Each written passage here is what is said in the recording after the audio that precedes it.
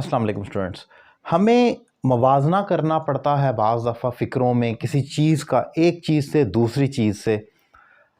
इस कंपैरिजन में हम अक्सर गड़बड़ कर देते हैं और गलत कर देते हैं चीज़ों को। आज उसी पॉइंट को डिफ़ाइन करना है कि मुवाजना जब किया जाता है तो उसमें एरर क्या होता है। एरर ये होता है कि अगर मैं कहता हूँ कि मेरा पेन तुमसे एक्सपेंसिव है, हम आम तौर पर उर्दू में तो ऐसे ही बोलते हैं कि मेरा पेन तुमसे एक्सपेंसिव है। इसका मतलब आम तौर पर लिया जाता है कि मेरा मोबाइल तुम्हारे पेन से एक्सपेंसिव है, लेकिन हम बोलते तो यूं ही है कि मेरा मेरा मोबाइल तुमसे एक्सपेंसिव है।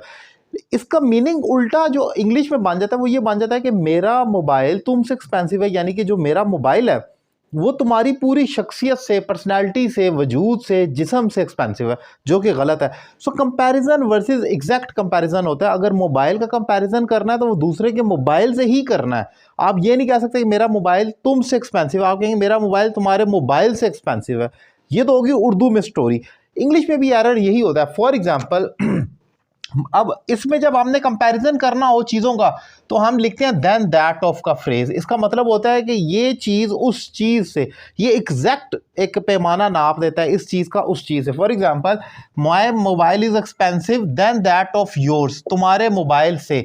मैं ये नहीं कह सकता my mobile is expensive than you. इसका तो मतलब वही होगा जो मैंने आपको पहले बताया था कि मेरा मोबाइल तुमसे एक्सपेंसिव है। तुमसे नहीं है बल्कि तुम्हारे मोबाइल से एक्सपेंसिव है, इसलिए देन दैट ऑफ लगाएंगे। अब आगे एक और एग्जांपल देखें। The weather of Lahore is hotter than that of Karachi. Lahore का मौसम कराची के मौसम से गर्म है। आम तौर पर जो एरर आता है वो ये होता है the weather of Lahore is hotter than Karachi लिखा होता है कि लाहौर का मौसम कराची से गर्म है।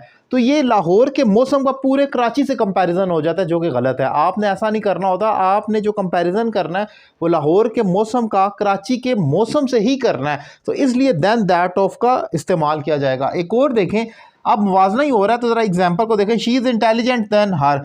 यहां पर देन दैट ऑफ लगाने की जरूरत नहीं है, क्योंकि ऑलरेडी शी का मुकाबला हर से किया जा रहा है किसी दूसरी लड़की से। तो इसमें आपको ऑलरेडी एक पर्सन है जिसका दूसरे पर्सन से, एक प्रोनाउन का दूसरे प्रोनाउन से हो रहा है, तो आपको वहां पर कुछ करने की जरूरत नहीं, आप डायरेक्ट लिख देंगे देन हर। एक और एग्जांपल देख लें। Their car is expensive. अब उनकी गाड़ी एक्सपेंसिव है किस से? देन दैट ऑफ माइन, मेरी गाड़ी से। मैं ये नहीं कह सकता their car is expensive than me या देन माइन। माइन भी किसी हद तक ठीक है कि इसका मतलब यही हो जाएगा कि मेरी गाड़ी से। ये भी एक दूसरा तरीका है, ठीक हो सकता है, लेकिन देन दैट ऑफ जरा एक एग्जैक्ट फ्रेज है कंपैरिजन वर्सेस कंपैरिजन का, तो आप उसी को याद रखें तो आपके लिए आसानी होगी।